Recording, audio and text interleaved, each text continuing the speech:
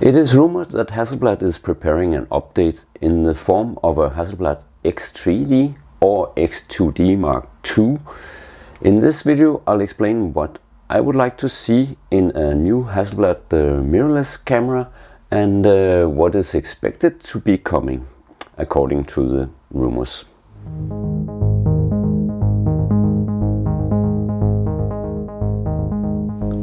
Welcome back to my channel. Today I'll look at the rumors and what I would like to see in an upcoming X3D or X2D Mark II, whatever is coming. As a photographer who likes to experiment with adapted lenses, I would like to have a faster sensor readout. The slow readout of the X2D gives rise to rolling shutter issues.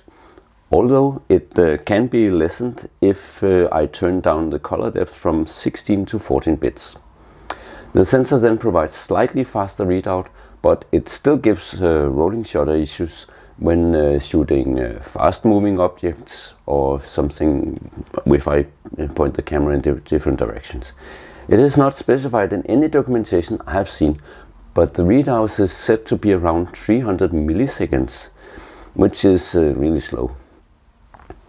What it is when turning down the color depth to 14 bits, I don't know, but at least considerably faster, that I can ascertain. So please Hasselblad, give us faster readout from the sensor in the X3D or X2D Mark II. Back in the day where we all used analog cameras, my favorite camera was a Hasselblad 500 cm that, like the modern X1D and X2D, had leaf shutters in the lenses. But in the late 70s, Hasselblad decided to make the 2000 FC that has a focal plane shutter in the body. That shutter is capable of 1/2000 of a second, giving name to the camera, and thus a markedly faster shutter time than the 1/500th of a second that the leaf shutters in the lenses had.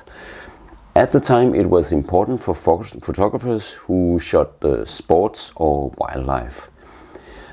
The important thing here is that the 2000 FC could use its own focal plane shutter, or if you needed flash synchronization on fast shutter speeds, you could use the leaf shutter in the lenses.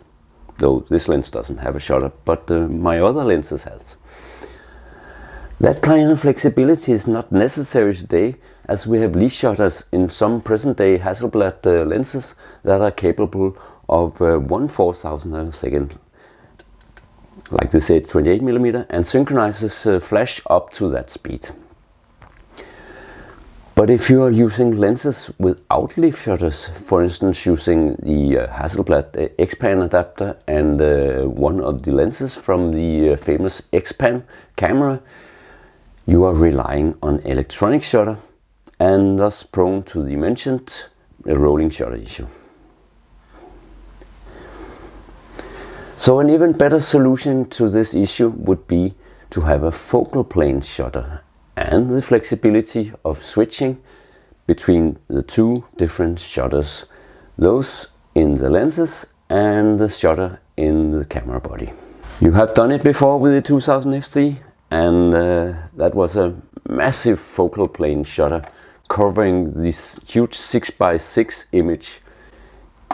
You can do it again, and your cameras would compete much better with the medium format cameras from Fujifilm that have a focal plane shutter but have no leaf shutters in the lenses. Unfortunately, I don't think a focal plane shutter is likely to find its way to the X3D, but I would like to see it. There are some upgrades that I really hope Hasselblad would consider, and those upgrades might just as well have been implemented in the X2D, in the firmware. As I explained in earlier videos, I love to use my 1D Mark II for a number of reasons. This is the camera, one of which is the ability to switch custom modes on the dial on the top of the camera up here. You don't need to go into the menus, and though the menus of the X2D are very user-friendly and easy to come around, you still have quite a number of button presses to go through to change between the custom modes. On the X1D, modes including the custom modes are on the top dial. On the X2D, only the 5 normal modes, aperture priority, manual aperture priority, shutter priority, program mode and automatic mode are selectable up here on the dial. Why not the custom modes? In my eyes, it's a completely crazy omission. By the way, on the X1D it was named custom modes, but on the X2D it's called custom profiles. Just so you know why I use these designations interchangeably. Doesn't Hasselblad want to make life easy for the professional shooter who probably has set several of the custom modes for specific scenarios? Well, at least that is what I have done. I'm happy that Hasselblad has increased the number of custom modes from 3 on the dial of the X1D to the 5 in the menus of the X2D. I would like the number of custom modes to increase further. Even my 10-year-old Fujifilm X-T2 has 7 custom modes, and would prefer this very professional and very expensive camera to at least match that. Furthermore, I have 3 gripes with the selection mode method on the X2D.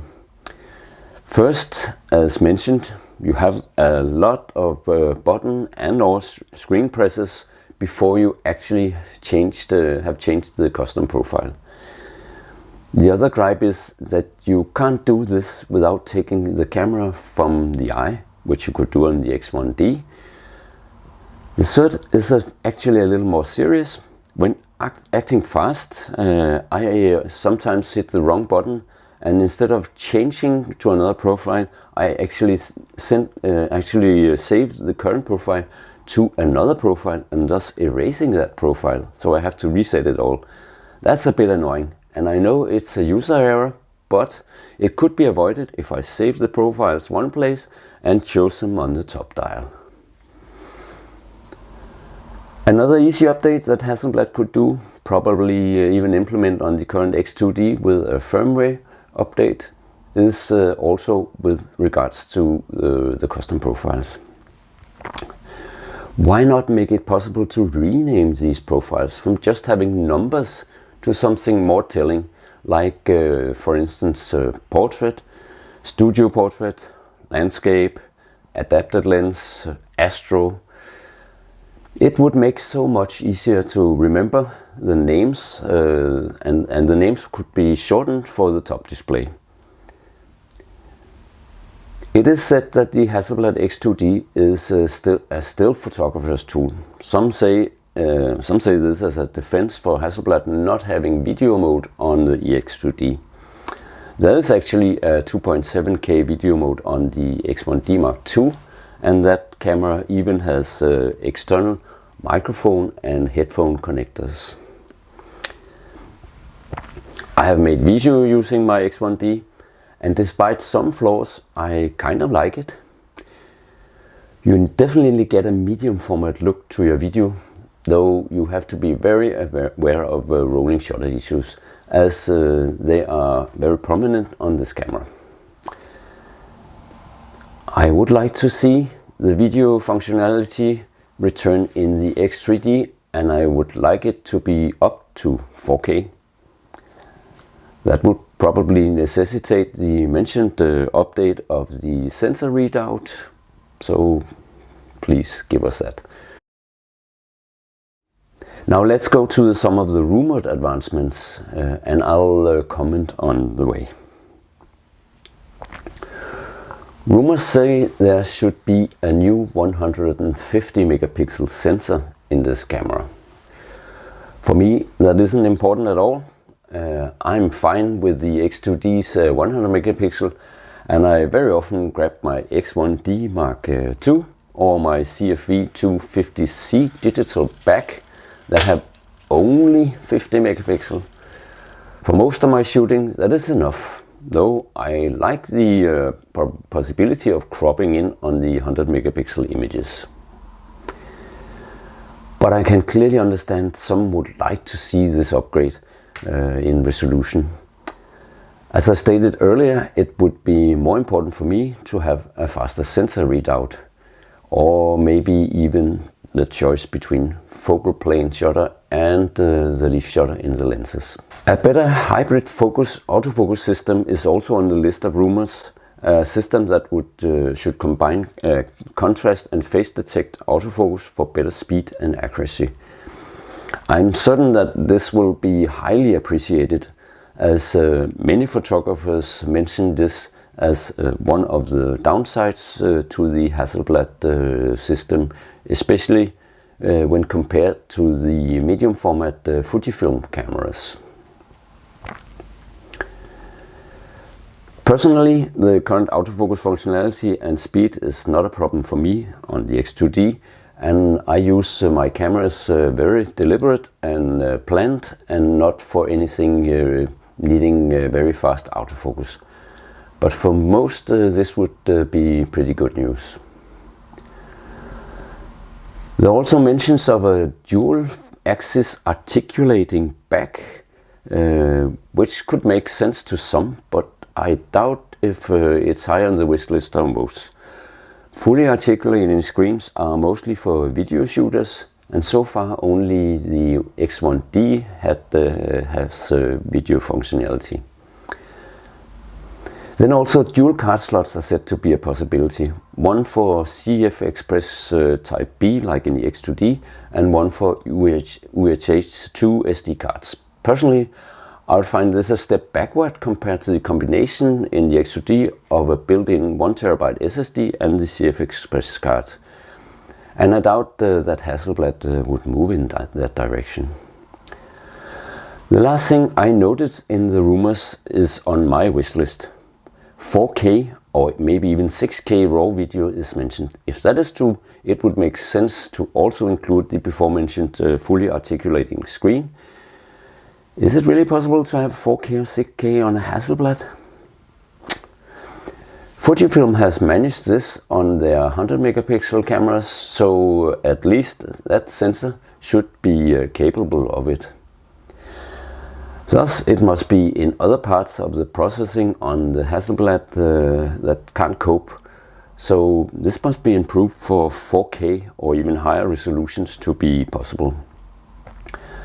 That involves faster readout from the sensor, exactly what I hope for. Also for shooting adapted lenses without leaf shutters. Overall, it seems to me like exciting news if this is to come true. One thing that might dampen my spirits would be an excessive price.